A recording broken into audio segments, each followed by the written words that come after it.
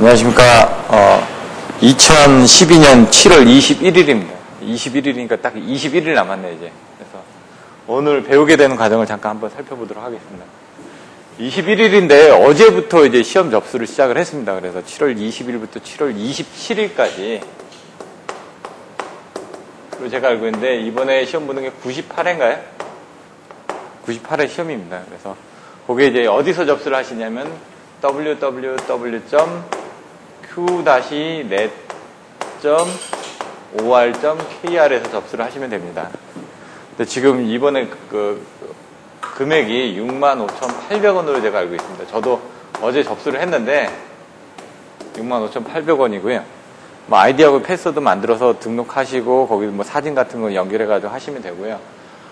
이번에 처음 시험을 보시는 분들도 가능하면 한번 접수를 해서 시험을 보십시오. 그리고 내가 이 돈이 아까워서 시험을 안 보겠다, 공부를 안 해서 안 보겠다, 이거하고 시험을 접수해서 한번 시험을 보고 나면은 이만큼의 효과는 없습니다. 그러니까 뭐냐면은 지금 21일 남았거든요. 21일 동안 매일 이제 나는 10문제씩만 한번 보겠다.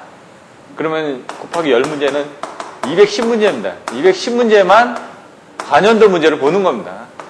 관연도 문제를 보고 가신 다음에 시험문을 한번 보시면은 내가 이 관연도에서 봤던 문제하고 비슷한 유형의 문제가 얼마나 나오는지, 그럼 내가 이 210문제만 제대로 알고 갔어도 얼마나 맞힐 수 있었는지 그런 부분을 생각하시게 되고요.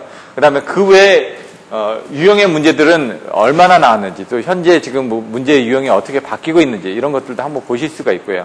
근데 이제 좀 돌아가면서 나옵니다. 왜냐면 출제자가 어느 파트에 사람이 들어가느냐에 따라서 좀 그 유형의 문제가 많이 나오는 경우가 있거든요. 그래서 토익 시험처럼 이제 계속 보시다 보면은 요령이 생깁니다.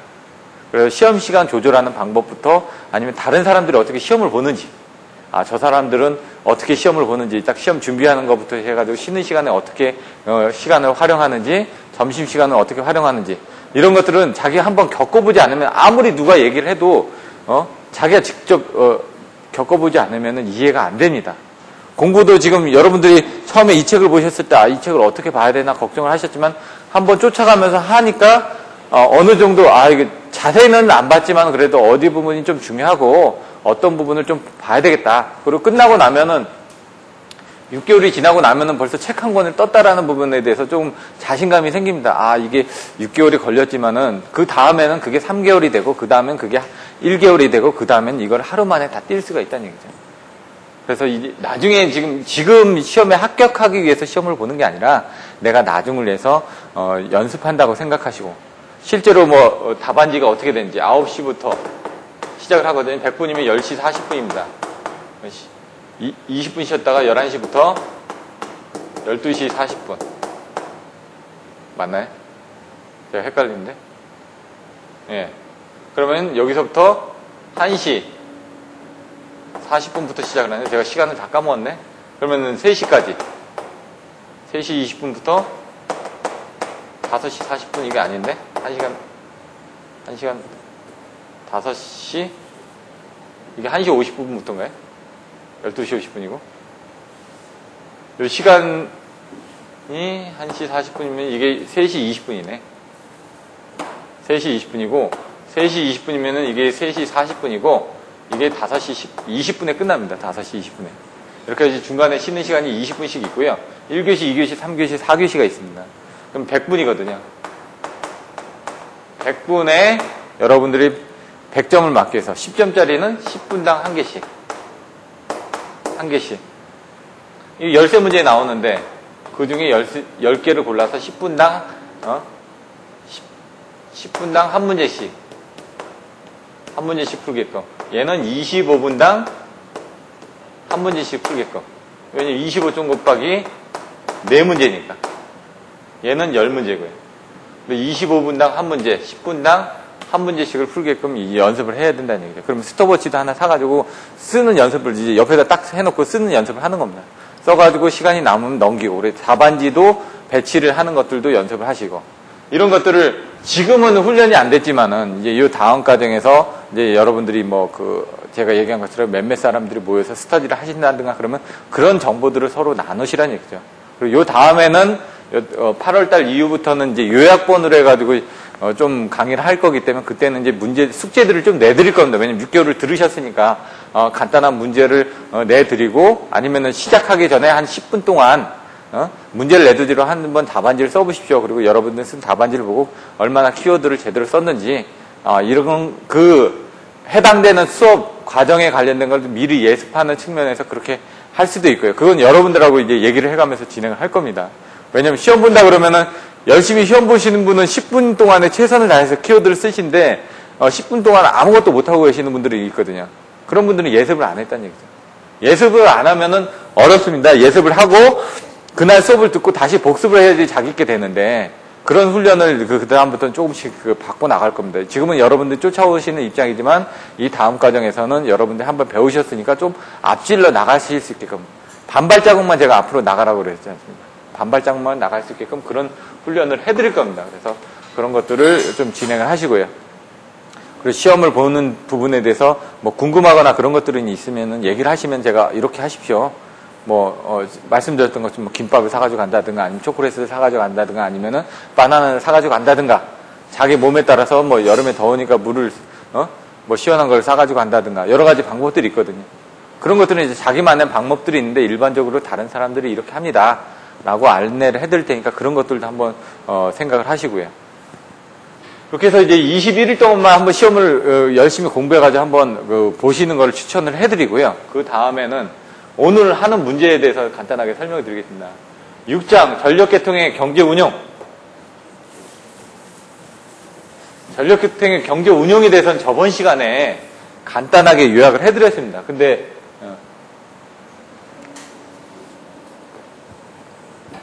여기서 어떤 문제가 나올까요? 딱 키워드대로만 나옵니다. 경제운용 문제 개요. 이건 나중에 이제 10장. 페이지 564페이지하고 연동해서 여러분들이 보시면 됩니다. 그 부분은 제가 설명을 드릴 거고요. 여기서 나오는 문제가 첫째, 화력발전시의 연료비 특성.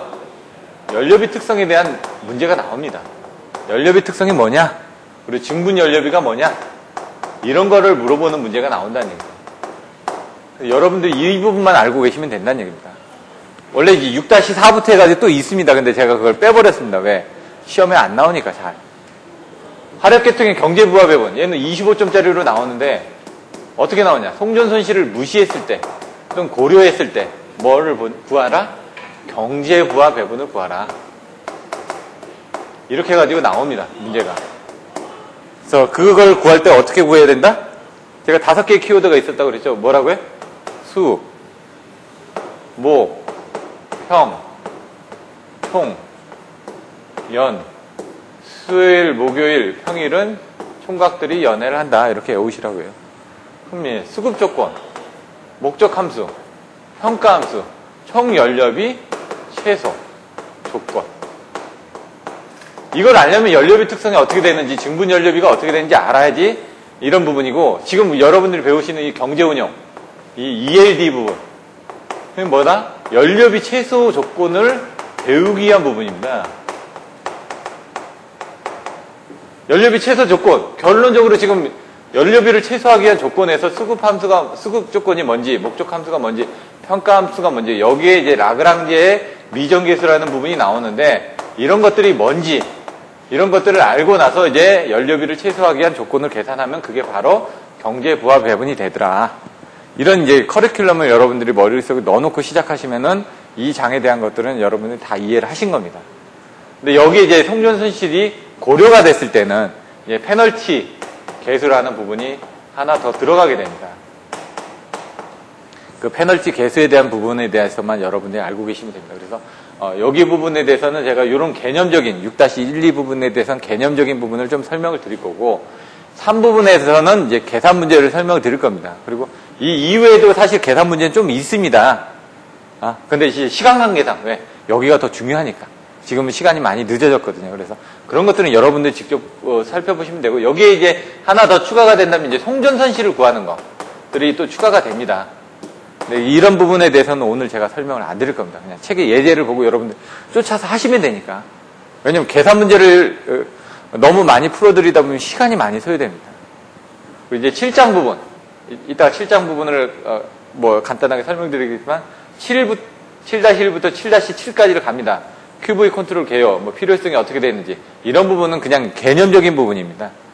7-3 전압과 무효 전력의 기본 특성, 얘는 25점짜리로 증명하는 문제가 나옵니다. 요거는 제가 그 책의 내용이 좀 자세하게 설명이 안 됐다 보니까 그거는 좀 풀어서 설명을 해드릴 겁니다. 왜냐면 25점짜리로 나왔을 때 여러분들이 맞아야 되니까 설명이 잘 안 됐으니까 이거는 이따가 여러분들이 쫓아서 다 써놓으십시오.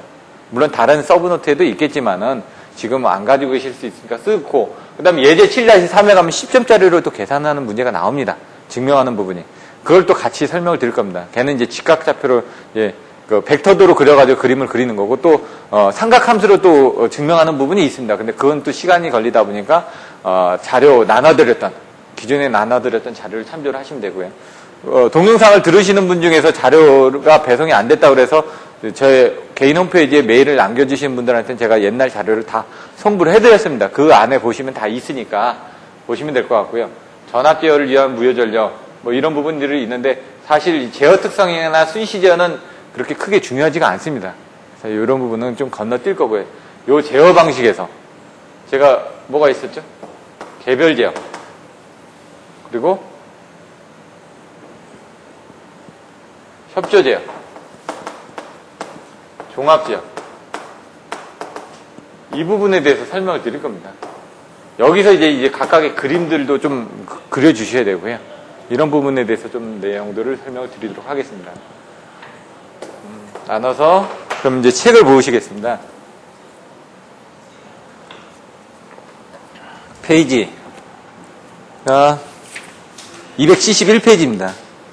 첫 번째 딱 나와 있습니다. 밑줄을 한번 쳐보십시오. 전력계통의 경제 운영의 목적은 수화력 발전소의 조합 및 부하를 적절히 배분해서 화력 발전소의 연료 소비를 최소화하는 데 있다.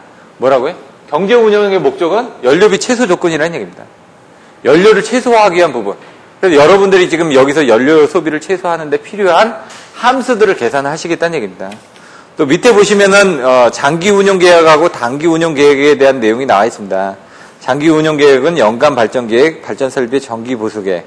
단기 운영 계획은 경제 운영 계획, 발전기의 경계적 기동 정지 계획, 양수 발전소의 경제적 운영 계획, 운전 예비력의 배분 계획, 이런 것들이 있다는 얘기죠. 근데 또 그 밑에 보시면은 전력을 경제적으로 발전하고 운용한다는 것은 경제 운영 문제라는 얘기죠. 그 경제 운영 문제는 뭐냐? 발전에 요하는 운전 경비를 운용 기간에 걸쳐서 최소로 하기 위해서 각 발전기의 출력 배분을 어떻게 결정하면 좋을 것인가 하는 문제로 집약된다. 이거 뭐죠? 경제 운영 문제는 운전 경비를 최소로 하기 위한 거다 이거죠. 그러니까 운전 경비를 최소로 한다는 건 연료비를 최소로 한다는 조건입니다. 시간이라든가 오차라든가 이런 것들 외에도 연료비를 최소로 하기 위한 부분이라는 얘기입니다. 근데 그걸 하기 위해서는 어떻게 된다? 밑에 보시면 항상 수급 균형이 잡혀 있어야 된다. 왜냐하면 적절하게. 왜냐면 우리들에 대한 일부하 곡선이 이런 식으로 뭐 일부하 곡선이 이렇게 돼 있다. 그럼 그 일부하 곡선에 맞게끔 발전원에 대한 발전량들을 적절하게 배정을 해 주어야지만 연료비를 최소화할 수 있다. 이런 내용입니다. 근데 그 밑에 보시면 경제 운영 문제를 기능적으로 본다면 첫 단계는 유효전력 주파수 제어 문제로 시작된다. 이건 뭐냐? 지금 앞에서 배우셨죠? 5장에서 뭘 배우셨죠? PF 컨트롤 배우셨죠? 여기서는 뭘 배우죠? ELD를 배웁니다. 6장에서는. 그 다음에 뭘 배우죠? QV 컨트롤 배웁니다. 이렇게 단계별 나가는 부분에서. 그 PF 컨트롤에서 배웠던 거에 뭐가 있었죠? 이렇게. 이게 뭐였죠? 부. 얘가 뭐였죠? 조. 얘는 뭐가 있죠? 자, 경, 부. 부가 뭐죠? 부하의 자기 제어성.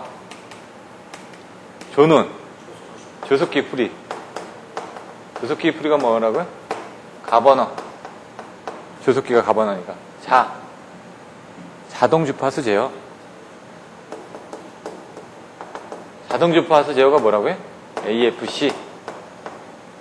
경이 뭐죠? 이번 장에서 배우는 경제부하 배분이잖아요. 그죠? 경제운영, 경제부하 배분. 얘가 뭐다? ELD다. 얘는 그래서 뭐 10초, 2분에서 3분, 뭐 10분, 이걸 미소주기, 단주기, 장주기. 뭐 표시하는 거는 조금씩 틀려진다 그랬죠. 미소주기, 단주기, 장주기. 여러분들 알아서 쓰시면 됩니다. 이 과정에서 지금 이 다음에 이제 나오는 그림이 이거하고 연동을 해서 같이 보시라는 얘기죠. 272페이지에 그림이 나와 있습니다. 어떻게 주셨나? 적, 채, 직, 신, 경, 주. 그리고 여기 뭐 조속기, 풀이. 그리고 발전기. 발전기. 이게 딱 보시면 이거하고 같다는 얘기죠. 발전기가 있는데 발전기를 조속기 풀이로 제어한다. 부하의 자기 제어성이 있고 조속기 풀이가 있죠. 가버너 풀이가 있죠. 가버너 풀이, 조속기 제어하는 부분이 있고. 그 다음에 뭐가 있었죠? 직접. 여긴 직접 제어라고 되어 있죠. 직접 제어, 주파수 제어. 주파수 제어. 최적 제어. 경제부하 배분. 적응 제어. 신뢰도 제어. 이렇게 되어 있습니다. 그래서 뭐 이렇게 박스가 되어 있고, 이렇게 박스가 되어 있고, 이렇게 박스가 되어 있고, 이 밑에 박스 되어 있고, 이렇게 되어 있죠. 그림이. 그래서 제가 외울 거는 이제 적채직, 신경주 외우신 다음에 이렇게 써주시면 되는데, 얘는 다 같다는 얘기죠. 이렇게. 내용이. 그럼 여기서 지금 발전기 부분이 이쪽에 발전기에 대한 뭐 부하의 자기 제어성이 있을 테고, 그 다음에 조속기 풀이가 있을 거고, 그 다음에 이 조속기 풀이를 제어하기 위해서 주파수 제어하는 부분들이 여기 있죠? 자동 주파수 제어가 여기 나오죠? 이게 바로 AFC를 얘기한다는 얘기죠. 그럼 얘는 뭘까요? 그 위에니까. 경제부하 배분이 뭐죠? ELD죠. 그 ELD 위에 이제 상위 제어인 부분이 이제 나온다 이거죠. 장주기 쪽으로 가서는 더 다른 제어 방식들이 나온다 이거죠. 그럼 적응 제어가 뭐다? 아답티브다. 최적 제어가 뭐다? 여기 나와 있는 것처럼. 그 다음 직접 제어가 뭐다? 이 표에 대한 의미를 이제 여러분들이 10장에 페이지 564페이지하고 같이 연동해서 보시면 이해가 빠르다는 얘기입니다. 근데 한 페이지밖에 안 되지만 여러분들이 이걸 정확하게 이해를 하고 계셔야 된다. 왜냐면 10장에 가서 나중에 이 그림을 또 써먹어야 되니까 여러분들이. 얘는 경제부하 배분은 여기라고 되어 있습니다. 이 신뢰도 제어는 뭐냐? 세사라고 얘기를 합니다. 세사. 시큐리티 컨트롤 뭐 이런 식으로 나오기도 하는데 세사 쪽에서 나오는 부분이 나중에 보시면은 예급복을 외워주시면 됩니다. 예급복.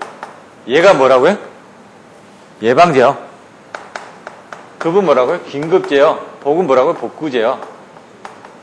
이렇게 세 개가 신뢰도 제어 안에 들어있더라.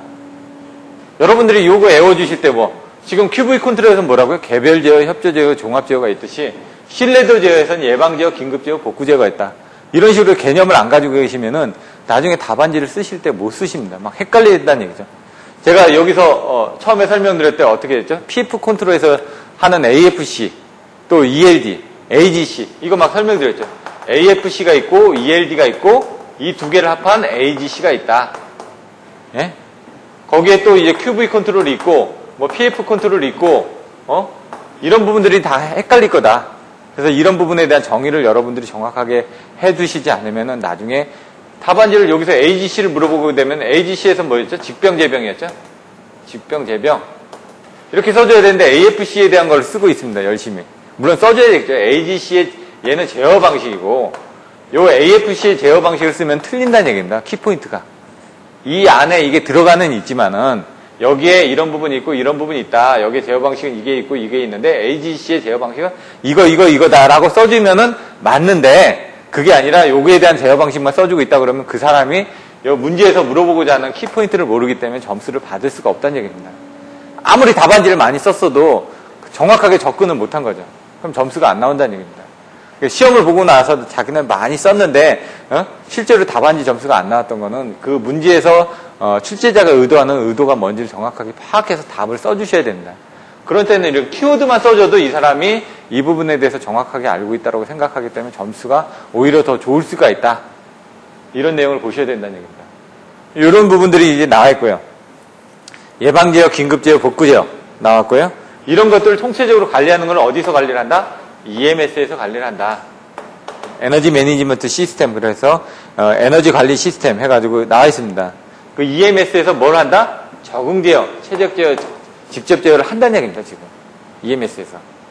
EMS의 기본 기능이 있었죠. 뭐라고요?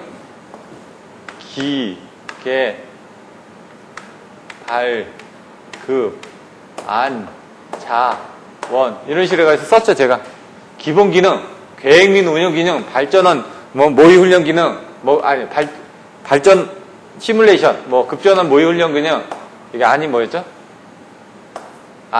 자료 취증 기능, 원반 감식 기능, 요거는 안전조 제어 기능, 이런 식으로 이렇게 내용이 나와있죠. 그럼 거기에 또 내용들이 또 뭐가 있는지, 이런 것들을 딱 여기 나왔을 때 이런 식으로 하나에 펼쳐놓고 파노라마처럼 사진을 찍을 때 이렇게 부분 찍는 게 아니라 사진을 이렇게 여러 장을 찍어가지고 파노라마로 쫙 보이면 전경이 싹 보이죠.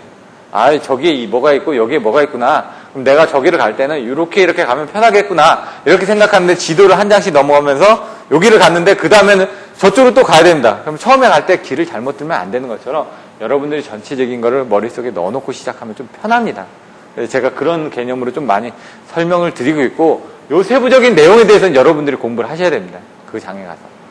왜냐하면 나중에 이걸 공부를 하고 나서도 전체적인 부분을 연결을 못 하시는 경우가 많기 때문에 먼저 전체적인 연결 부분을 먼저 해드립니다. 그래서 이렇게 내용들을 이해를 해서 보시면 될 것 같습니다. 먼저 여기를 잠깐 설명드리고 그 다음 10장으로 가서 다시 또 내용을 또 설명을 드릴 겁니다. 경제운영에 관련 기능도 이 그림에 대한 것들을 나중에 혹시 EMS에 대한 것들을 물어본다면은 써주셔야 된다는 얘기죠. 왜? EMS에서 적응제어, 최적제어, 직접제어를 하니까. 그러면서 EMS의 어떤 그 기능이 뭐다라든가 이런 것들을 물어보면 그런 것들을 써주실 때 이 그림을 가져다 쓰시면 된다는 얘기입니다. 그림 6-1 밑에 보시면요. 유해전력 주파수 제어에서 가장 원시적인 제어는 발전기의 병렬 운전을 유지하기 위한 조속기 프리운전. 조속기 프리운전에 대한 설명을 하고 있죠. 그 밑에 또 뭐라고요? 주파수 제어에 대한 설명을 또 하고 있습니다. 네 번째 줄을 보시면 중앙급전소에서 이 주파수 변동을 감출해서 각 발전기의 출력을 조정하는 것이 주파수 제어이다. 또 그럼 경제부하배분에 대해서 또 설명을 해줘야 되겠죠? 밑에서부터 올라가면서 설명하니까. 그 밑에 보시면 또 뭐라고요? 소음성이 큰 발전소의 출력 부담이 증가해서 출력 배분을 조정하는 것이 경제부하 배분의 역할이다. 또 이 설명이 나왔다는 얘기죠. 그럼 신뢰도 제어에 대한 설명이 또 나와야 되겠죠. 왜냐면 이 그림에 대해서 지금 설명을 해주는 겁니다. 지금 밑에 보시면 개통의 안정성이라는 입장에서 적정한가 어떤가를 판단하는 것이 신뢰도 제어다. 그래서 여러분들이 이 개념을 전체적으로 이해하셨고, 그럼 이걸 조금 더 자세하게 이야기해서 페이지 564페이지를 한번 가보겠습니다. 나중에 배우시겠지만 여기서 한번 내용을 미리 예습을 하시자는 얘기죠. 10장에 가면 여러 부분이 있는데 일단은 이 그림하고 관련된 부분만 563페이지를 한번 보겠습니다. 563페이지에 보시면은 급전 운영 자동화의 현황, EMS의 현황이 있고 그 밑에 보시면 LFC가 나왔죠. 1번. LFC가 뭐라고요? 부하 주파수 제어 방식. AFC하고 똑같다는 얘기죠. AFC는 단독 계통, LFC는 다기 계통. 그래서 밑에 보시면 단독 계통을 대상으로 한 제어인 자동 주파수 제어. 각 계통 간의 연계선 조류까지를 그 제어 대상으로 하는 부하 주파수 제어, LFC가 있다 이거죠. 그래서 AFC하고 LFC는 같은 건데 AFC는 단독 계통이고 얘는 연계 계통까지 보는 부분이다. 밑에 내용을 한번 보시면 됩니다. 그냥 이게 어디서 설명드렸다? 5장에서 설명드렸던 내용이 또 10장에 또 나온다는 얘기입니다. 564페이지 뭐라고요? 경제부하배분을 여기 EDC라고 얘기를 했습니다. EDC 경제부하배분. 그래서 그 밑에 보시면 564페이지 밑에 보시면 최근에는 LFC와 EDC를 합친 자동발전 제어라는 명칭으로 일괄해서 취급하고 있다. LFC하고 뭐를 합쳤다고요? EDC를 합찬 그게 뭐라고요? AGC. LFC는 AFC고요. EDC는 ELG죠. 이걸 합한 게 뭐라고요? AGC라고요. 여기 이렇게 내용이 나와 있지 않습니까? 책에 다 내용이 나와 있습니다. 근데 그게 어디 있는지 여러분들이 몰라서 그럴 뿐이고요. 그 밑에 이제 VQC라는 부분이 나와 있습니다. VQC가 뭐라고요? 7장에서 배우게 되는 제어 방식이 뭐가 있었다고 그랬죠? 세 가지. 첫 번째, 개별 제어. 두 번째, 협조 제어. 그 다음에 종합 제어를 이 VQC를 이용해가지고 사용을 한다. 이 내용이 나와 있는 겁니다, 여기서. 조상 설비들을 이용해서 아니면 발전소, 변전소에 대한 부분을 어떻게 제어하는지, 발전소에서 AVR을 제어한다든가, AQR을 제어한다든가, 이런 부분들이 있는데, 개별제는 발전소 하나만 보게 되는 게 개별제고요. 협조제는 발전소뿐만이 아니라 다른 부분까지 또 협조를 해서 본다는 얘기고요. 종합제는 종합적으로 본다는 얘기입니다. 종합제에서 나중에 이제 그림을 그려보시면 여기서 나눠져가지고 발전소하고 이게 이제 무효전력 제어인데 ELD에서 발전소에 대한 것들 제어하는 거, 변전소에 대한 것들 제어하는 거. 발전소에서는 AVR하고 AQR을 제어하고, 변전소에서는 조상설비니까 션트 리액터, SC, 콘덴서, 그 다음에 스테이트 콘 같은 이런 조상설비를 제어하고, 이것들을 이제 어디로 간다. 이 밑에 이제 그림을 그려가지고 이제 전력계통으로 그려집니다. 전력계통으로 그림을 그려지고, 전력계통에서 무효전력 제어로 가고, 무효전력 제어를 한 다음에 무효전력이 밑에 ELD를 해가지고 제어를 하고, 여기서 또 일부는 이쪽으로 가고, 이걸 이제 종합제어의 그림으로 이제 나중에 그려지게 됩니다. 이따 다시 제가 실장에서 그려지게 될 텐데, 종합제어의 그림이 페이지에 좀 어렵게 나와 있습니다. 이게 몇 페이지에 있냐면, 종합제어 부분이, 페이지 380페이지 보시면은, 380페이지, 381페이지에 있는 이 그림을 그리려면 어렵다는 얘기죠. 그러면 여기 부분이 ELD고, 여기가 무효전력 계산인데, ELD 쪽에서 무효전력 계산해가지고, 발전소나 변전소에 대한 것들을 조정을 해서 전력계통에 투입을 한다. 그럼 전력계통에 관련된 것들을, 데이터를 ELD에서 받아들여가지고, 실제로 필요한 부분들을 이쪽에 다시 공급을 한다. ELD 쪽으로. 이런 내용들로 정리를 하시면 된다는 얘기입니다. 그 앞에 보시면은 개별 제어, 협조 제어. 378페이지에 개별 제어 부분 나왔죠? 379페이지에 협조 제어 부분이 나온다는 얘기입니다. 여러분들 이런 부분들을 이제 중요하게 봐주셔야 된다는 얘기입니다. 그게 이제 564페이지에서 VQC에서 얘기하고자 하는 내용과 연관을 하시면 된다는 얘기입니다. 개통 조작의 자동화, 이게 시큐리티 컨트롤, 이제 신뢰도 제어, 안전도 제어를 얘기를 한다는 얘기입니다. 거기서 뭐 첫 번째 평상시, 두 번째 긴급시, 세 번째 복구시 나왔죠? 이게 예급복이라는 얘기죠. 예급복. 제가 얘기했던 예방제어. 평상시 때 예방해서 하고, 긴급한 상황이 발생했을 때 긴급제어를 하고, 복구를 해야 될 때 복구제어를 해야 된다는 얘기입니다, 지금. 그게 바로 EMS에 대한 기능, 평상시, 긴급시, 복구시에 대한 내용들을 여기서 여러분들이 한번 살펴보시라는 얘기입니다. 이제 나중에 10장 가서 설명을 드릴 테니까 여러분들이 여기서 이제 이 내용들을 이제 10장에 가서 같이 한번 연결을 해서 보시라는 의미입니다. 이렇게 하시면 6-1이 끝납니다. 장수는 한 페이지지만 여기에 숨겨져 있는 내용이 이만큼 많더라. 그래서 뒤하고 연관이 되어 있기 때문에 제가 이런 부분을 좀 설명을 드렸고요. 이제 화력발전소의 연료비 특성에 대해서 살펴보도록 하겠습니다. 중요하지는 않습니다. 중요하지는 않지만은 왜? 계산 문제를 푸는 데 있어서 개념적인 부분으로 이해를 하셔야 되기 때문에 연료비 특성에 대해서 설명하시오. 이거는 10점짜리로 물어볼 수는 있지만은 중요하지는 않다는 얘기입니다. 차라리 계산 문제에서 연료비 특성을 모르면은, 이해하지 못하면은 여러분들이 나중에 쓰시지를 못하니까.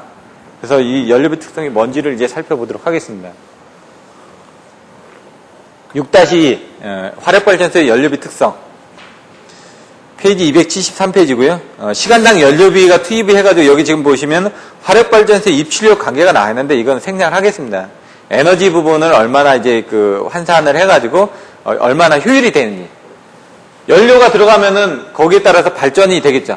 그럼 그 사이에서 효율이 생기겠죠. 발전이 되고 또 송전까지 출력을 하죠. 쉽게 해서 얘기하면 연료가 들어가면 여기서 뭔가 손실이 생길 거란 얘기입니다. 손실이 생겨서 이제 출력이 나가겠죠. 이건 발전기의 출력이라는 얘기죠. 왜? 발전기에 연료가 들어가게 되면 여러 가지 스팀이 발생해가지고 터빈을 돌려주고, 거기서 이제 연락차가 생긴다든가 아니면 기계적인 손실이 생긴다든가 아니면 여러 가지 손실들이 생기겠죠. 그리고 발전기에서 발생된 부분이 연료가 100원이 들어갔다. 100원만큼의 발전기 출력이 나오느냐, 100kW가 나오느냐, 그게 아니란 얘기입니다.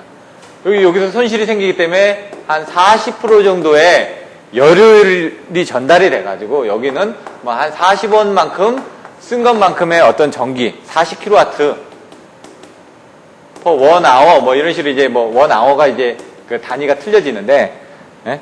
그렇게 나온다는 얘기입니다. 그럼 여기서 또 보내지면 어떻게 손해 전력을 써야 될 거 아닙니까? 내부적으로 발전소에 전력을 쓰기 위한 손해 전력을 쓰기 위한 거니까. 여기는 송전단으로 보냅니다. 그러면 여기 손해 전력도 있지만 여기 송전단에서 또 손실이 생길 거 아닙니까? 요만큼에. 그래서 여기에서 여기까지 효율 2타, 여기서 여기까지 효율 2타를 해가지고 표시를 한 게, 발전단 효율이고 송전단 효율이란 얘기입니다, 지금. 밑에 있는 내용은. 그러니까 읽어보시면 그런 내용이라는 얘기죠. 막 복잡하게 썼는데 이 그림으로 보시면 연료하고 출력 사이에서 발생하는 손실에서 어떤 효율이 생기는데 그게 발전단 효율이고, 그리고 출력에서 송전단까지 나가면서 생기는 손실에 의한 부분이 송전단 효율이다. 이렇게 나와 있다는 얘기입니다.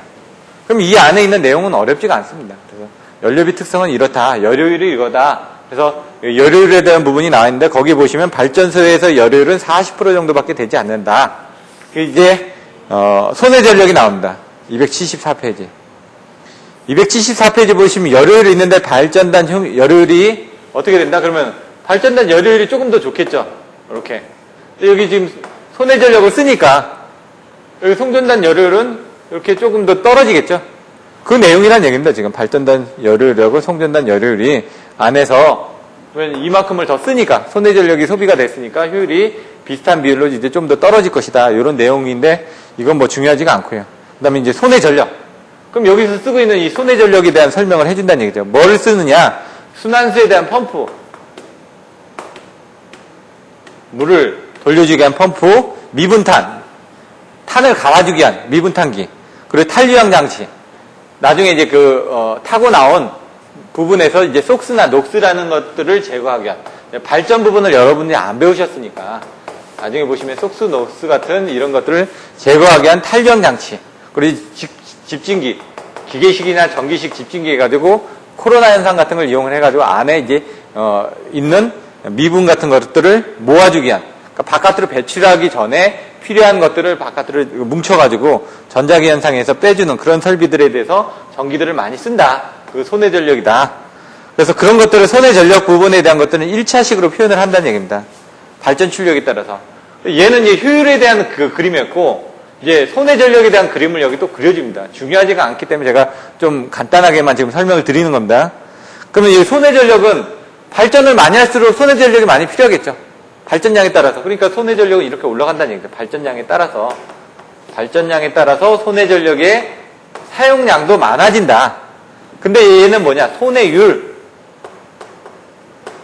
그럼 비율이란 얘기죠. 손해 전력의 발전 출력에 대한 비율. 발전량이 늘어가는데 얘는 손해 전력은 기하급수적으로 늘어가는 건 아니거든요. 어느 정도만 쓰면 된다는 얘기입니다. 그러다 보니까 이런 그 비율은 반비례 관계로 나온다라는 걸 여러분들이 아실 수가 있다는 얘기입니다. 여기까지는 어렵지가 않고요. 이런 정도는 그냥 내용 정도로 그냥 여러분들이 이해하고 넘어가시면 된다는 얘기입니다. 이걸 시험 문제로 나오거나 그런 경우는 많지는 않으니까. 진짜 시험 문제에 나온다 그러면 이제 나오는 연료비 특성을 물어보는 게 시험 문제에 나왔다는 얘기입니다. 연료비 특성이 뭐냐? 출력 PG로 1시간 운전하였을 경우 연료비는 시간당 F만큼 소요된다는 것을 나타난 경우 연료비 특성은 F라는 함수로 이제 주어진다는 얘기죠. F라는 함수가 주어지는데 뭐뭐점 함수의 PG 근데 어떤 식으로 이제 나올 겁니다. 근데 얘 단위는 뭐다? 1 per hour. 1시간당 얼마가 소비가 되느냐? 돈이 연료비니까 돈이 얼마가 들어가느냐? 그거를 어떻게 계산한자? 여기 보시는 것처럼 F, PG에 관련된 것들을 함수로 계산하니까 A의 PG의 자승 플러스 B의 PG 플러스 C라는 1 per H라는 함수로 계산이 된다. 근데 뭐라고요? 자승의 함수로 계산이 된다. 여기서는 뭐라고요? 여기서는 그냥 APG 플러스 베타 해가지고 얘는 1차식으로 표시가 되는데 손해 전력은 양이 적기 때문에 1차식으로 표시가 되는데 연료비는 많이 들어가지 않습니까? 많이 들어가니까 얘는 2차식으로 표시가 된다. 근데 연료가 들어갈 때마다 밸브를 제어를 해줘야 되고 이제 고압 밸브도 있고 중압 밸브도 있고 저압 밸브도 있고 막 다 틀려지겠죠? 스팀에 따라서도 틀려지니까 얘도 그것처럼 마찬가지로 입력에 대해서 이런 식으로 이제 나온다는 얘기죠. 계속 중간중간 밸브를 올릴 때마다 약간의 손실이 해서 떨어졌다 올라갔다 떨어졌다 올라갔다를 반복할 거란 얘기입니다. 근데 이렇게 해야 되는데 이걸 어떻게 한다? 근사식으로 계산해가지고 근사식으로 이렇게 계산해서 표시한 게 바로 이 수식이다. 원래는 이 수식들이 되게 복잡해진다는 여기 함수 하나, 여기 함수 하나, 여기 함수 하나, 여기 함수 하나 해가지고 함수를 4개를 해줘야 되는데 그러면 계산이 복잡하니까 요거를 이제 평행해가지고 근사식으로 표현한 요 함수를 그냥 쓰겠다. 연료비 특성은. 이걸 가지고 여러분들이 다 계산한다는 얘기입니다. 그러다 보니까 이제 값들이 좀 유사하게 나올 수도 있습니다. 양들을 비슷하게 했을 때는. 왜냐하면 각 발전기의 발전량들이 비슷하다 보니까, 연료 소비 특성들이 비슷하다 보니까 비슷하게 나오는 경우도 있다는 얘기죠. 하지만 경제부하부해부나 하면 이 돈 차이가 조금은 납니다. 어떻게 나냐? 뒤에 보시면은 뭐 16,800이다. 그럼 여기는 16,700이다. 그럼 100원밖에 차이가 안 나니까, 아, 이거 100원 별거 아닐 거라고 생각하실 수도 있다는 얘기입니다. 근데 이게 뭐냐? 아홉입니다. 1시간당. 1시간당 100원이면은 100원 곱하기 하루면 어떻게 되죠? 24시간입니다. 1년이면 365란 얘기죠. 이러면 돈 차이가 좀 나겠죠. 그래서 그걸 무시를 못하기 때문에 이 조그만 돈이라도 줄이려고 지금 경제부하 배분을 하기 위해서 발전기 출력에 따라서 왜? 속도 조정률이 틀리니까. 속도 조정률이 틀린다는 거는 가번어에서 이렇게 올려주고 내려주고 하는 그런 부분도 틀려지고 그것들에 의해서 연료를 소비하는 특성들이 틀려지니까 그것들을 적절하게 조절하기 위한 부분을 하겠다는 얘기입니다. 그래서 이거를 연료 소비율을 킬로와트당 소요 연료로 표시를 하고 있습니다. 킬로와트당으로 소요 연료로 표시를 한다. 맨 밑에 나와있죠? 그런 내용들을 좀 알고 계시면 됩니다. 그래서 나중에 화력발전기의 입출력 특성 할 때 나중에 이제 그림을 그리면은 경제부하분 개분을 그리면은 PG1, PG2, PG3, PG4 이렇게 PG2, PG3, PG4 각 발전기 발전량이 틀리니까 얘는 50메가와트짜리, 얘는 60메가짜리, 얘는 80메가짜리, 얘는 100메가짜리 이런 식으로 발전기 양이 틀릴 거 아닙니까? 그러면 얘가 발전기 속도 조정률이 틀리니까 연료비 특성이 틀려지니까 이 연료비 특성이 요거란 얘기죠, 요거. 요거에 대해서 가장 우리가 필요한 부분은 어디다? 요건 람다라가 나중에 미정계수가 나옵니다. 연료비를 최소화할 수 있는 각각의 발전량을 다 더해서 우리가 원하는 발전량이 얼마가 여기 50이 나오고 60이 나오고 80이 나오고 100이 나왔다. 그러면은 140, 290만큼을 이루기 위해서는 그때 가장 필요한 최소 연료비의 값을 구해주면 된다는 얘기입니다. 근데 300을 원한다. 그러면 얘를 조금 더 올릴 수도 있고 얘를 조금 더 올릴 수도 있고 얘를 조금 올릴 수도 있고 얘를 조금 올릴 수도 있을 거 아닙니까? 그걸 적절하게 조절해서 요 어떤 람다 다시라는 어떤 개수를 구해주면 된다는 얘기죠. 그것들을 이따가 또 설명을 드릴 겁니다. 이렇게 용량이 증가할 때마다 어떤 발전기를 이제 최소화해서 움직여야 되는지 그런 것들을 각각을 비교를 하겠다는 얘기입니다, 지금. 화력발전기의 연료 소비율 곡선은 이렇게 거꾸로 된다. 아까 여기서 설명한 것처럼 얘도 거꾸로 간다. 해가지고 페이지 276페이지에 나와 있습니다. 그거는 내용을 이제 보시면 되고요. 왜? 연료 소비율 곡선은 마찬가지로 부하가 최대로 걸렸을 때 효율이 최대니까 그때는 소비율이 작다는 얘기입니다. 근데 부하가 작았을 때는 어떻게 되죠? 부하가 작더라도 어차피 연료를 데워주기 위해서 많이 투입을 해야 될 거 아닙니까? 그러니까 여러분들 자동차 운전할 때 시동만 켜놔도 어느 정도 나가지 않습니까? 근데 이제 100km나 아니면 70km나 80km에서 달렸을 때 RPM도 적당하고 그 연비가 좋죠.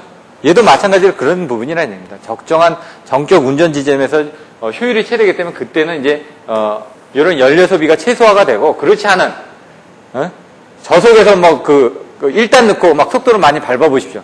그럼 RPM 올라가면서 그 속도를 내기 위해서는 그만큼 많은 에너지를 소비를 해야 된다는 얘기입니다. 그런 내용으로 여러분들이 이해를 하시면 됩니다. 여기서 나올 수 있는 부분이 연료비 특성하고 뭐라고요? 증분 연료비. 바로 이 증분 연료비가 조금 전에 설명드렸던 것처럼 이 290에서 300으로 조금 더 늘어난다. 그럼 여기서 요만큼이 얼마만큼 더 늘어나줘야 될 거 아닙니까? 그것들을 이제 계산하기 위한 방법이라는 얘기입니다. 그래서 증분 연료비가 바로 이 람다라는 부분입니다. 여기 보시면 증분 연료비는 요거는 이제 외워주시면 좋을 것 같습니다. 어떤 출력으로 운전하고 있을 경우 이 운전 상태에서 다시 얼마를 증가시켰다? 1kW의 출력을 더 증가하였을 때 소요되는 단위 시간당의 연료비의 증가분, 증분 연료비는 뭐라고 단위가 아까 14H였죠. 근데 여기는 증분 연료비는 뭐라고요? 1kW라고 돼 있었습니다. 1kW를 어떻게 단위 시간당, 여기 H니까 단위 시간당 또 뭐죠? 연료비니까 연료비 1kW를 더 증가시키는 데 필요한 단위 시간당의 연료비.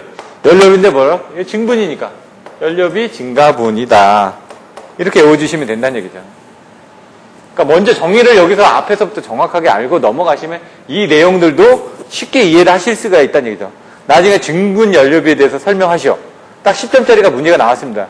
그럼 어떻게 설명할 거냐 이거죠. 난다라는 걸 여러분들이, 연료비는 난다라는 거, 연료비 최소 조건이 뭐라고요? 람다 미적의 수를 지금 계산하기 위한 부분이니까 연료비가 이거란 얘기입니다. 람다라는 부분이라는 얘기죠. 그러니까 1kW를 증가시킨대. 증분이니까. 단위 시간당에 그 연료비의 증가분을 증분 연료비라고 얘기를 한다. 예? 근데 여기 또 어떤 출력으로 증가하고 있었을 경우 여기서 이런 부분 증분 연료비에 대한 그 기울기라든가 이런 것들이 나와 있는데 얘는 어떻게 계산이 된다? 여기서 어떻게 됐죠? APG의 자승 플러스 BPG 플러스 C였습니다. 이제 뭔가를 구할 때는 미분을 하시거나 아니면은 자승을 해서 루트를 씌워주시면 됩니다. 그 최소값을 만들어줘야 되니까.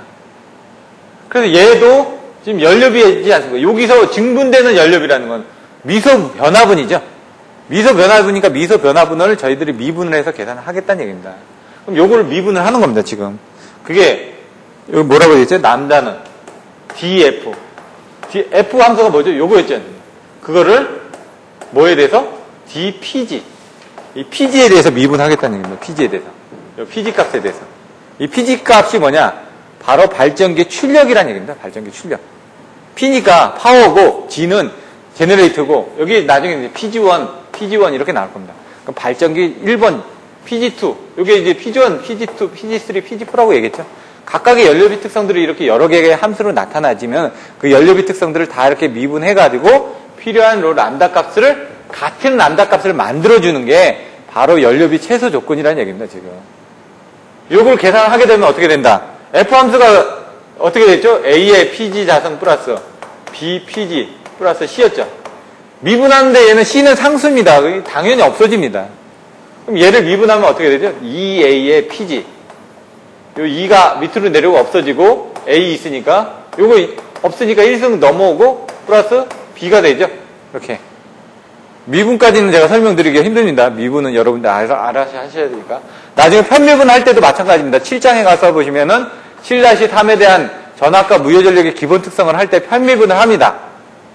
그걸 어떻게 합니까? 라고 저한테 물어보시면 안 된다는 얘기죠. 그거는 여러분들 공부하셔야죠. 편미분에 대해서는. 미분을 어떻게 합니까? 적분을 어떻게 합니까? 이런 부분까지는 제가 가르쳐 드리기는 힘들고요. 이렇게 됐다는 얘기죠. 그래서 이게 뭐라고요?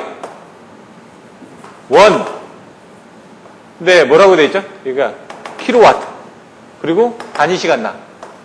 킬로와트 아워. 이렇게. 그러니까 여러분들이 정의를 딱 하실 때 연료비 특성은 원 포 아워다. 라는 걸 명확하게 알고 계셔야 됩니다. 요 앞에서 뭐 계통 특성 영수 3가지가 있었죠? 3가지가 어떻게 돼 있었죠? 메가와트 포 0.1Hz 메가와트. 이거 지금 일주일밖에 안 됐는데 또 헷갈리시는데 헤르츠 또 뭐죠? 퍼센트 메가와트 포 헤르츠. 근데 이 헤르츠를 뭐라고 했다? 사이클.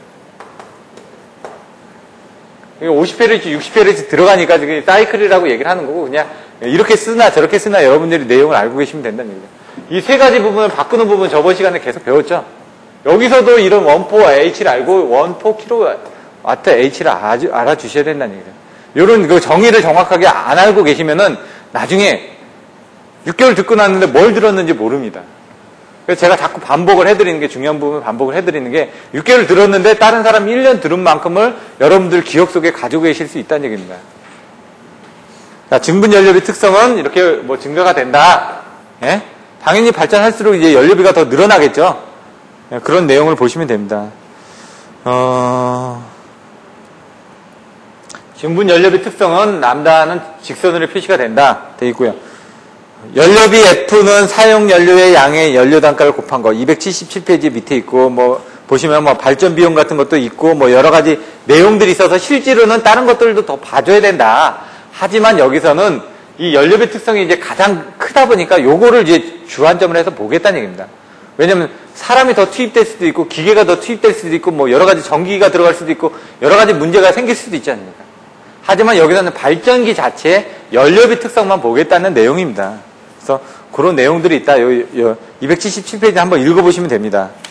예제 6-1, 6-2 부분은 제가 좀 생략을 하겠습니다. 이거는 뭐 보시면 되니까. 그 다음에 이제 화력계통의 경제부하 배분. 요거는 여기부터 다시 또 써야 되겠네. 이 경제부하 배분에서 이제 두 가지에 대해서 배울 겁니다. 송전선실을 무시했을 때, 먼저. 왜? 계산이 일단 편하니까. 그 다음에 송전선실을 고려했을 때, 그때는 수식이 하나 더 추가가 됩니다. 그러니까 계산이 좀 더 어려워집니다. 그래서 쉬운 것부터 여러분들이 한번 보시고, 그 다음에 좀 더 어려운 걸 배우실 텐데, 나중에 뒤에 가서 있는 문제는 왜 제가 생략을 했냐면은, 거기서 문제는 송전선실을 무시했을 때하고 고려했을 때를 다 같이 풀어보라고 얘기를 합니다. 그럼 시간이 걸리겠죠. 그래서 제가 그 부분은 생략을 하겠다는 얘기입니다. 송전선실을 주어지고 설명을 하는 부분이 나오는데 그것도 시간이 걸리니까. 대신 제가 앞에서 송전선실을 무시했을 때하고 고려했을 때 계산하는 방법에 대해서 확실하게 설명을 드릴 테니까 그걸 이해하시고 뒤에 있는 문제들을 풀어주시면 된다는 얘기입니다. 자, 경제부하 배분에는 송전선실을 무시했을 때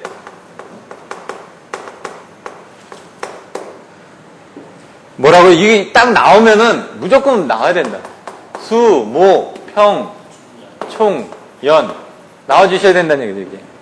이게 안 나오면 이 문제는 못 풉니다. 수가 뭐라고요? 수급 조건.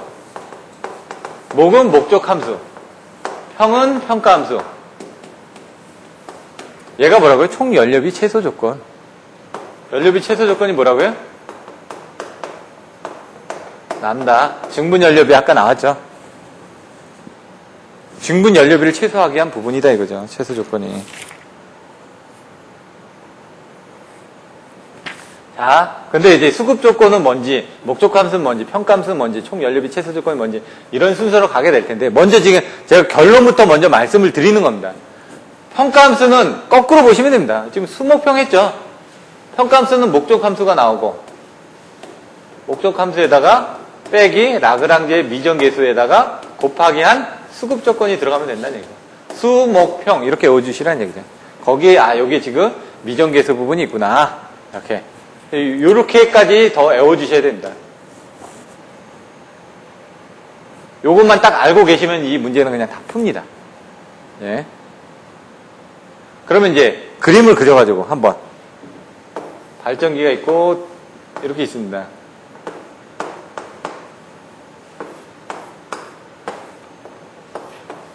PER. 이게 우리가 부하에서 쓰고 있는 총량이라는 얘기죠. 여기 부분은 뭐죠? 출력. PG1. 얘는 출력. PG2. 얘는 출력. PG3. 그리고 여기서는 발전기에서 쓰고 있는 연료비. F1, F2, F3가 있다는 얘기죠. 여기서 수급 조건이라는 건 요걸 다 합한 게 수급 조건이라는 얘기입니다. 이렇게. 뭐냐? PG1 플러스, PG2 플러스, PG3는 어떻게 되지? PR이 되겠죠? 왜 여기 발전한 걸 부하에서 쓰고 있으니까. 이게 수급 조건이라는 거예요. 쓰고 있는 조건. 수용가에서 쓰고 있는 조건이 뭐냐? 이렇게 보시면 되죠. 여기 그 내용이 들어가니까 얘가 수급 조건이 된다. 그럼 목적 함수는 어떻게 될까요? 목적을 위한 함수가 뭐냐? 다 연료비라는 얘기죠. 연료비. 여기 부분이 목적 함수가 된다는 얘기죠. 각각의. 근데 목적 함수는 어떻게 된다? 연료비니까 2차식으로 표현이 된다.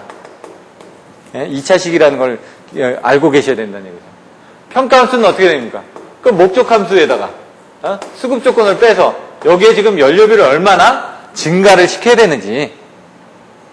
지금 얘는 연료비 조건이고 이 안에 연료비 조건이 있지 않습니까? 얘는 지금 쓰고 있는 양들이 있습니다. 근데 이제 이 부분에 대해서 최소화하기 위해서 얼마나 연료비를 증가를 시켜주면은 여기서 요 발전기에서 얼마나 연료비를 증가를 시켰을 때 여기에 연료비 특성을 만족해서 최소화할 수 있느냐 이 내용이란 얘기입니다. 지금 요게 지금 개념이 안 잡혀서 계속 뒤에 가시면 또 설명이 되어지니까 또 다른 방법으로 또 설명이 되어질 겁니다.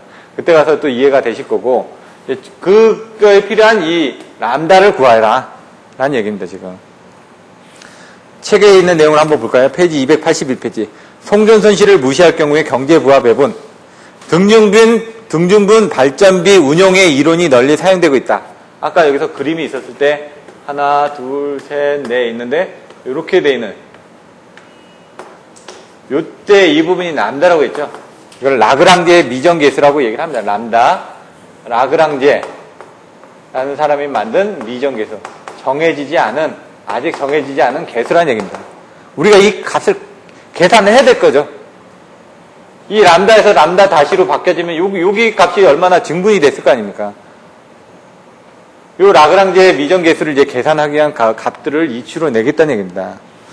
그러면은 여기 밑에 보시면 부하 PR이 주어졌을 경우, 부하 PR이 주어져 있을 경우 각 발전기의 경제적인 출력 배분은 수급 평형 조건을 만족하면서 왜? PG1, PG2, PG3, PR2 수급 조건을 만족하면서 총 연료비가 어떻게 돼 있죠? 목적 함수죠.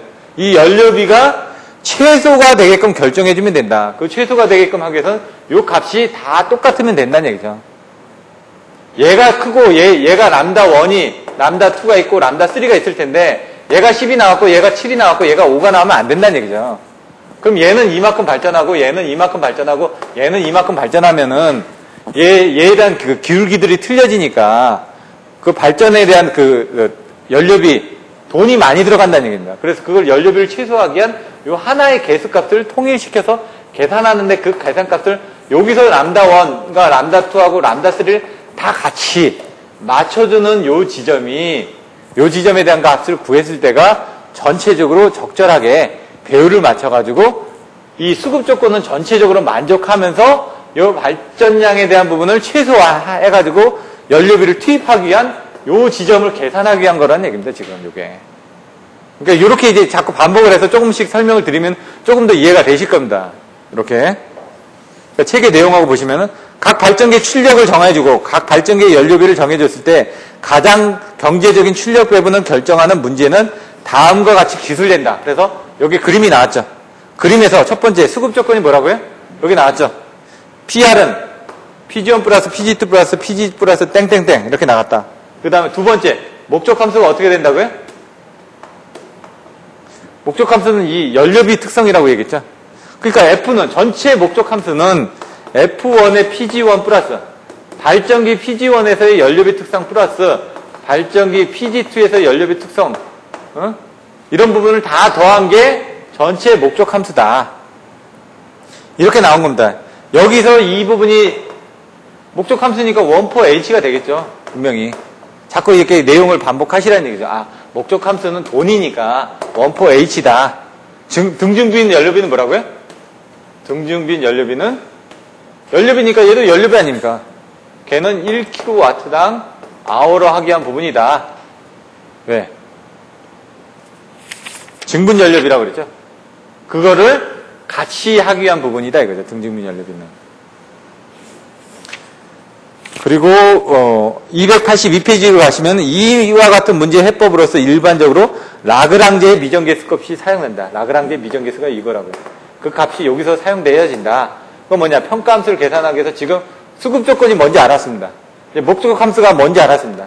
그걸 최소화하기 위해서는 어떤 이 함수를 구해줘야 되는데 그 함수가 각각의 함수마다 다 틀려질 건데 그 틀려진 함수에 대한 값을 같이 하기 위해서 만들어서 라그랑제의 미정계수를 도입했다는 얘기죠.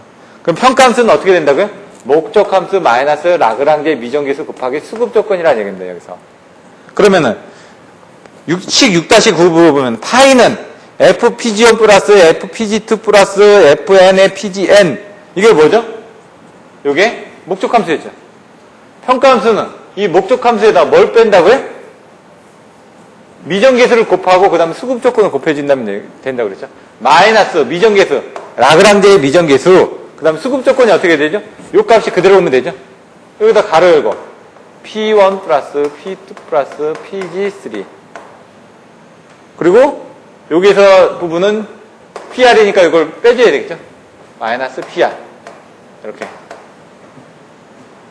넣으니까 여기다 수식을 넣으려면 이걸 빼서 넣어줘야 될 거 아닙니까? 이렇게 넣어줬다는 얘기죠. 그러면 이 전체적인 목적 함수에서 빼주는데 뭘요? 람다를 빼주는데 이렇게 된다. 그래서 여러분 외우실 때 뭐라고요? 수목평 총연 수요일 목요일 평일은 총각들이 연애를 한다. 그러니까 평가 함수는 거꾸로 수목평 이렇게 외워주시면 된다는 얘기죠. 거기에 마이너스를 해줘야 되는데 뭐 어떤 만큼은 미정계수만큼을 마이너스를 해서 계산해주면 된다. 요게 딱 머릿속에 있지 않으면 이 문제는 못 푼다는 얘기입니다. 지금. 네. 그리고 그거에 대한 것들을 이걸 딱 쓰실 수 있다는 건 얘가 뭐고 얘가 뭐고 얘가 뭐고 얘가 뭐라는 걸 알고 있다는 가정하에서 제가 설명드리는 겁니다. 근데 처음에 모르실 땐 무조건 애워넣고 그 값을 이해를 하시라는 얘기입니다. 여기 딱 됐죠? 그럼 이 평가함수는 나왔습니다. 그 평가함수를 계산하기 위한 것들을 전부 다 편미분을 해주면 된다는 얘기죠. 각각. 여기 나와 있는 것처럼 라운드 파이에 예? 라운드 PG1에 대해서 0을. 이 평가함수에 대해서 하나가 있었을 때 요거에 대해서만 0으로 하기 위한 부분으로 계산해주고 그 다음에 요 두 번째에 대해서 0으로 하기 위해서는 계산해주고 요거에 대해서 0으로 하기 위해서 요거에 대해서 0으로 계산하게 되면 각각을 최소화하는 값이 나온다는 얘기입니다. 요 값을 최소화하기 위한 뭐가 나오죠? 람다 1 값이 나올 거 아닙니까? 요 값을 최소화하기 위한 람다 2 값이 나올 거고 요 값을 최소화하기 위한 람다 3가 나오는데 이 값들이 전부 다 같아지는 람다 값이 될 때까지 왜 미분을 했다는 건 0이니까 최소화됐다는 얘기 아닙니까? 각각에 대해서 미분, 각각에 대해서 편미분을 하다 보면 하나씩 따로따로 미분을 하다 보면은 요 값이 하나의 값으로 같아진다. 그게 바로 요 그림하고 똑같다는 얘기입니다. 그림에서 요 값이 처음에는 요 값이 이렇게 나왔을 때고 처음에 요 값이 이렇게 나왔을 거고 요 값이 이렇게 나왔을 텐데 그 값이 같아지는 요 값을 계산을 하기 위한 과정이라는 얘기입니다. 요 편미분은. 그래서 보시면은 라운드 파이1에다가 라운드 파이에다가 라운드 PG2 얘도 0으로 하기 위해서 이런 식으로 점점점 해가지고 0을 했다. 그렇게 하게 되면은 식 6-10이 나오죠. 식 6-10이 이거를 이제 0으로 하기 위해서 계산을 해보니까 어떻게 된다. 얘는 바로 df1 함수, 연료비 함수를 어떻게 된다고요? PG1에 대해서 예? PG1에 대해서 한 다음에 여기서 람다를 빼줬다 이거죠. 람다 지금 여기 빼줬지 않습니까? 이걸 빼준 게 0이 나오게끔 해주면 된다는 거죠. 이걸 각각에 대해서 다 이렇게 계산을 하니까 그러면 이 람다라는 값이 다 똑같이 나오겠죠. 여기 이 값이 각각의 람다1, 람다2, 람다3, 람다4처럼 돼 있지만 실제로는 그 람다 값을 다 똑같이 맞춰주기 위한 그 계산값으로 계산한다는 얘기입니다. 그래서 나온 게 식 6-11이라고 보시면 람다는 그래서 이 람다 우리가 얘기하는 이 연료비 최소 조건은 어디다 됐느냐? df1 f1이라는 함수를 f1의 함수가 뭐죠? 목적 함수죠. 연료비에 대한 함수를 뭐에 대해서? dpg1 발전기에 대한 어떤 식이었죠? 2차식이었죠? 2차 방정식에 대해서 이것들을 다 같다라고 가정을 하면은 요 값이 나온다. 요것들이 이제 각각 다 0이었다고 가정하면은 이 람다 값이 똑같은 값이 나올 것이다. 그래서 요 같이 이렇게 나온다라는 얘기입니다. 증분 연료비가 모든 발전기에 대해서 같을 경우에 가장 경제적인 출력 배분이 실현된다는 것을 의미한다. 람다는. 식 6-11 바로 밑에 나와있죠. 그래서 이걸 뭐라고? 등중빈 연료비의 원칙. 그리고 람다를 개통 증분비. 아까처럼 얼마나 증분이 됐는지. 그래서 그 밑에 보시면은 람다는 부하 PR의 크기에 의존해서 결정되므로 부하가 증가하면 개통 증분비도 증가하게 된다. 왜? 부하가 증가하면은 얘도 지금 발전량을 더 늘어줘야 되니까 더 람다가 더 올라갈 거 아닙니까? 그 내용이란 얘기입니다. 요거를 이제 내용을 이렇게 이해를 하고 넘어가셔야 됩니다. 자, 그러면은 어떻게 된다고요? 그림이 똑같이 나왔죠? 여기 있는 거죠. 증분 연료비가 이쪽이라고요. 요게 뭐 아까 라그랑제 미정계수라고 설명을 했는데 이 람다가 뭐라고요? 증분 연료비다. 증분 연료비가 뭐라고요? 아까 1kW당 단위 시간당 연료비의 증가분이다. 거꾸로 이렇게 등증분 연료비 해가지고 증분 연료비 그러면 연료비 그리고 증분 증가분 이런 식으로 이제 여러분들이 순서적으로 생각하는데 증분이니까 1kWh를 어느 뭐 아까 얘기한 것처럼 어떤 출력에서 뭐라고요? 연료비죠. 연료비인데 어떻게? 증가분이다 이거죠. 증분이니까. 1kW를 발생시키는데 필요한 연료비의 증가분이다. 이렇게 거꾸로 풀어서 써주시면 되죠. 정의를 이제 여러분들 외우는 방법들도 어떤 식으로 외우실 건지 생각을 하시라는 얘기입니다. 근데 요것들 안에 키워드가 있으니까 연료비니까 증분이니까 먼저 1kW가 나오고 연료비니까 연료비 나오란 얘기죠. 그리고 증분이니까 증가분이라고 이렇게 써주시면은 얘에 대한 것들은 나중에 증분 연료비에 대해서 10점짜리를 물어보시면은 이렇게 써주시고 그림을 그려주시라는 얘기입니다. 그림을. 그러면은 몇 점 받겠죠. 근데 아무것도 안 써주면 안 된다는 얘기입니다. 이 정의가 명확하게 들어가 있어야지 점수를 받을 수 있다는 얘기입니다. 여기가 뭐라고요? 증분 연료비고 1번 발전기, 2번 발전기, 3번 발전기, 4번 발전기에 대한 출력 분담이라는 얘기죠, 여기가. 아까 뭐라고요? 50, 60, 80, 100 이렇게 설명드렸죠. 그거를 이제 최소화할 수 있는 요 람다 부분이 바로 여러분들 계산하기 위한 값이라는 얘기입니다. 그게 바로 경제부합 급전이라는 얘기입니다. 지금 배우는 게 뭐죠? 경제운영에서 경제부합 배분 ELD. ELD가 뭐라고요? 연료비 최소 조건이라고요. 연료비 최소 조건. 연료를 각각 균등하게 했을 때 최소가 되니까. 나중에 이제 여러분들 시험을 이 계산 문제를 보시면은 발전기 2개나 3개를 가지고 계산합니다. 함수가 3개가 나옵니다. 2개나 3개 정도가 나옵니다. 그러면 이제 2개가 나오면 좀 더 계산하기 편하죠. 비교 대상이 2개니까. 3개가 나오면 조금 더 복잡해집니다. 그 2개 중에 하나의 출력이 예를 들어 람다1이 10이 나올 수도 있고요. 람다2가 7이 나올 수도 있습니다. 네, 람다1이 7.5가 나오고 람다2가 7.5가 나올 수도 있습니다. 그럼 이 람다1하고 람다2가 똑같죠? 이게 바로 등증분 연료비니까 이때는 경제부합 배분이 돼가지고 연료비를 최소로 쓸 수 있다는 얘기입니다. 그렇지 않고 얘가 10이 나오고 얘가 7이 나왔다. 그럼 얘는 조금 더 연료비가 많이 들어갔을 거 아닙니까? 그리고 얘는 뭐 18,000 아까 700원이 나왔다. 얘는 18,600원이 나온다는 얘기입니다. 이렇게 계산하면은. 그래서 이렇게 적게 계산을 하기 위해서 이 람다를 계산하는 게 이번 장의 가장 큰 목적이라는 얘기입니다, 지금. 이 람다를. 라그랑지의 미정계수를 계산하기 위한 방법이라는 얘기죠. 그걸 실제로 한번 계산을 해보겠다는 얘기입니다. 얘는. 이 내용을 이해를 하셨으면 이걸 가지고 이제 수식으로 한번 풀어 쓰겠다는 얘기입니다. 수식으로 풀어 쓰고 이걸 계산값으로 예제 6-3, 6-4, 6-5번을 풀어보겠습니다. 자, 보시면 F, I, 연료비 함수입니다. FI는 뭐라고요? 2차식으로 해야 된다고 그랬죠. AI, 이건 I번째 발전기라는 얘기입니다. 그냥 여기처럼. PGI, I번째 발전기, 플러스 BI, I번째 발전기, PGIE, 플러스 C, I. 이렇게 돼 있죠. 그리고 얘는 뭐라고요? 14H. 근데 경우에 따라서 문제에서는 이거 10의 3승 1 곱하기 슬래시 메가와트 아워라고 이렇게 돼 있는 것도 있습니다. 그건 뭐냐? 단위가 커졌죠. 여기가 단위가 커졌다는 건 이 수치가 작아졌다는 걸 의미하거든요. 계산하기 편하게 하기 위해서. 안 그러면 이 단위가 이게 1/4아워면 이게 메가와트면 이게 뭐 10만 막 이렇게 나오겠죠. 근데 100으로 줄이고 싶다. 그럼 메가와트로 하게 되면은 메가와트 아워로 나눠지니까 값이 쭉 떨어질 거 아닙니까? 그런 부분도 문제에서 나옵니다. 요거를 뭐 어떻게 하라고요? 라그랑제 미정계수 이렇게 계산할 때 어떻게 계산해야 된다고요? 이 부분을 람다를 계산해야 된다고 그러죠. 람다는 어떻게 해야 된다고요? F1이라는 함수를 각각의 부분에 내서 다 미분을 해주면 된다고요. 이걸 미분을 해주면 됩니다. 근데 얘는 하나밖에 없으니까 이걸 미분을 해준다. 그럼 FI를 뭐라고요? DPGI로 미분을 해주면 된다, 이렇게. 그럼 그게 뭐다? 람다다. 이걸 정확하게 알고 계셔야 된다니. 그걸 책에 나와 있는 게 뭐죠? 이게 람다를 계산하는 공식이라는 얘기입니다. 그래서 람다는 뭐라고? 이거 미분하니까 EAI. 예? PGI가 될 테고. 얘는 BI가 되겠죠. 이 I번이니까 숫자 1이 들어갈 거라는 얘기입니다. 그냥. 빼고 계산하셔도 되고 1을 넣으셔도 되고 정의는 이렇게 돼 있다는 얘기입니다. 그냥 이 체계대로. 그럼 우리는 뭐야?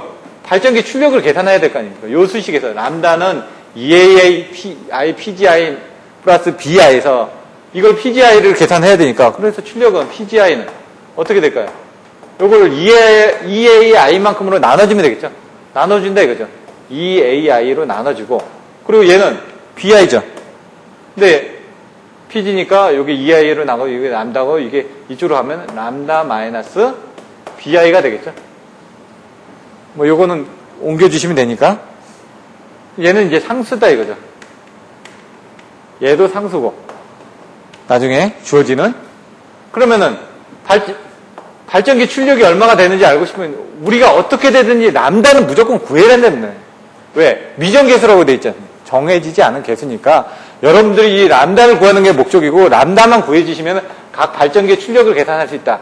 각 발전기 출력을 계산할 수 있다는 건 여기서 이 발전기의 요 출력들을 다 계산해 줄 수 있다는 얘기입니다. 지금 람다는 다 똑같으니까 아까처럼 미분을 다 해가지고 람다 값을 계산하면 거꾸로 어떻게 된다? 발전기의 출력을 계산할 수 있다.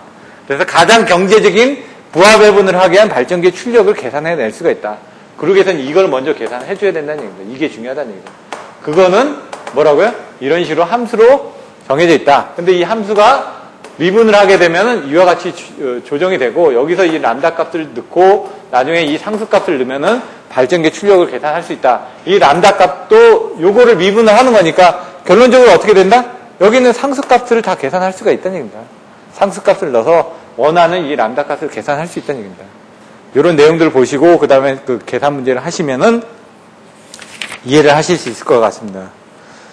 자, 그러면은 수급 조건 PG1 책에 있는 것처럼 플러스 PG2까지만 한번 해보겠습니다. 여러 가지가 있으니까 뒤에 건 생략하고 두 개만 이렇게는 어떻게 된다? 람다 마이너스 B1이죠. 첫 번째 발전기. 그리고 EA1이죠. 예? 첫 번째 발전기입니다. 두 번째 람다 마이너스 B2가 되겠죠. 두 번째 발전기니까 EA2가 되겠죠. 이게 계속 지속이 된다 이거죠. 이렇게 이걸 되는데 요걸 이제 함수다 보니까 여러 개가 계속 진행이 되니까 이거를 함수로 표현을 했다 이거죠. 그럼 어떻게 되죠? 얘가 2분의 람다가 이렇게 나오죠. 그 2분의 람다를 앞으로 뺐다는 얘기죠. 이렇게. 예? 그리고 이렇게 또 이렇게 나오죠. 여기 부분하고 여기 부분을 나눠주는데 2a분의 람다에서 2분의 람다를 뺐다는 얘기입니다. 지금. 그리고 요거를 어떻게 된다? i는 1부터 n까지 뭐예요? ai분의 1이 나와야 될 거 아닙니까? 여기 부분을 봐야 되니까. 그 ai분의 1이 나온 겁니다. 지금. 그럼 요 앞부분만 나왔죠? 이 뒷부분 요걸 또 봐줘야죠.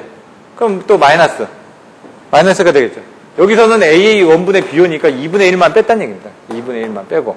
그럼 시그마 똑같죠? i는 1부터 n까지 ai분의 bi가 나오죠. 이게 뭐죠? 요거 전체 합은 수급 조건에서 PR이었죠. 얘는 똑같이 PR이다 이렇게 나오는 겁니다. 지금 어렵지가 않습니다. 지금 내용을 보시면 요걸 이렇게 풀어서 이렇게 쓰고 요 함수를 쓰고 요걸 이렇게 풀어서 요 함수를 쓴 것뿐입니다. 지금 그거를 이제 계산하다 보니까 여기다 이제 집어넣어야 되겠죠. 이제 람다라는 이 식에다 집어넣자 보니까 이게 뭐라고요? PR에 대한 함수라는 얘기입니다. 그 PR에 대한 함수를 이제 계산을 하기 위해서 다시 계산을 해보면은 거꾸로 람다는 요 다음에 이제 람다는 시그마 i는 1부터 n까지 ai분의 bi 플러스 2배의 PR 예? 그리고 뭐 i는 1부터 n까지 ai분의 1 이 식이 어떻게 나왔냐면은 여기 보시면 이 람다에 대해서 이제 다시 정리를 한 겁니다. 여기 부분은 이제 이거를 계산하기 위해서 빼버리면은 요건 니콜은 PR이니까 이걸 빼버리면 이건 0이 나오겠죠. 0이 나온다는 건 이제 최소 조건이니까 람다를 구하기 위해서 여기다가 어떻게 하냐면은 요걸 집어넣는 겁니다. 요 수식을 요 람다 2분의 람다 여기 넣는 0에서 이걸 빼버리면 0이죠. 여기 람다가 있잖아요. 요 람다를 이렇게 끄집어낸 겁니다. 끄집어내고 나머지 여기 부분을 이렇게 이 부분을 다시 돌린 겁니다. 그럼 어떻게 되죠? 2분의 람다였잖아요. 2를 곱해줘야겠죠. 곱하기 2를 다 해줍니다. 그럼 얘 없어지죠. 얘는 2배가 되죠. 2PR이 되죠. 그러니까 2PR이 된 겁니다. 지금. 그리고 얘 부분은 어떻게 되죠? 람다가 있었으니까 이 부분은 어떻게 되겠죠? 밑으로 내려와야 되겠죠? 이쪽 밑으로 내려와야 되겠죠? 람다 곱하기 이거였으니까 람다를 구하려면 요 수식을 재해서 이쪽으로 낮춰주고 이걸 나눠주고 요걸 이쪽으로 빼주면 되니까 요게 이제 밑으로 내려간 겁니다. i는 1부터 n까지 ai분의 1로 나간 거고. 요거는 이제 위로 올라가면 되죠, 위로. 근데 이게 마이너스였는데 이쪽으로 하니까 플러스가 되고 얘도 마이너스였으니까 이쪽으로 들어가니까 플러스가 되겠죠. 그러니까 여기 부분이 위로 올라간 겁니다, 이렇게. 여기 부분이 위로 올라간 겁니다, 지금. 수식상으로는. 그럼 ai분의 bi, ai분의 bi. 여기 마이너스 2pr에서 2pr. 이렇게 된 것 뿐입니다, 그냥. 어렵지가 않죠, 그냥. 단계별로만 여러분들 보시면 이 수식이 어려운 것처럼 보여지는데 실제로는 쉬운 겁니다, 그냥. 여기서 미분을 해주고 미분한 값에서 각 발전기 출력을 계산하는데 이 발전기에 대한 람다 값을 계산하기 위해서 이거를 이렇게 발전기의 부분에 대해서 정리를 해서 나중에 계산하니까 람다가 이게 나왔다. 그럼 우리는 뭘 구해야 된다고요? 람다를 구해야 되는데 람다 부분은 뭐에 대해서 나오죠? A라는 상수, B라는 상수, 그리고 PR이라는 수급 조건에 대해서 계산하면 람다가 나온다. 그 람다 값을 여기다 다시 넣게 되면은 A라는 상수, B라는 상수에 의해서 다시 발전기 출력을 계산할 수 있다. 이렇게 해가지고 계산을 해내는 겁니다, 문제에서. 그러니까 요거를 이제 흐름을 알고 계시면은 문제에서 이제 계산하실 수가 있고, 그걸 이제 뒤에 가서 또 다시 썼습니다. 람다를 구했으니까 이거를 이제 좀 또, 아까는 이렇게 간단하게 돼 있었지만 또, 최종적으로는 어떻게 뭘 구한다고요? 발전기 출력량을 계산하죠. 그러면 이 람다 값을, 요 값을 여기다 집어넣는 겁니다, 이 람다에다가. 여기다 집어넣게 되면은 어떤 식이 나오냐면은, 페이지 284페이지에 6-16이 나옵니다. 이게 뭐냐면은, 경제 운영을 하기 위해서 i번째 발전기 출력은 이렇게 나온다. 왜? 이 람다 값이 들어갔을 때. 이걸 한번 계산해 볼까요? 어떻게 계산하냐? PGI는 뭐라고 그랬죠? 람다 마이너스 BI 마이너스 EAI였거든요. 이 람다 값에 이 값을 집어넣은 겁니다, 지금. 집어넣다 보니까 어떻게 되죠? 먼저 EAI분의 1이 나오겠죠, 이렇게. 이렇게 해서 거기에다 이제 람다 값을 곱하면 되는 거고요. 이 람다 값을 여기다 이렇게 집어넣으면 되는 거고, 여기 보면 어떻게 한다고요? 마이너스 EAI분의 BI가 나오면 된다는 얘기죠. 그래서 뒤에 어떻게 나왔죠, 식이? 마이너스 EAI분의 BI 나와 있고요. EAI분의 1에 지금 여기 배웠던 시그마 AI분의 1에 여기도 시그마 AI분의 BI 플러스 2배의 PR이 나왔다는 얘기죠. 요 수식을 그냥 갖다 여기다 집어넣은 겁니다. 되게 어렵게 보이지 말고, 이거는 이런 거구나. 그냥, 나중에 이런 수식에 의해서 풀어서 써주면 되는데, 플로는 어떻게 된다? 항상 이 목적 함수라는 부분에서 미분을 해가지고, 미분을 하면은 람다 값을 구하죠.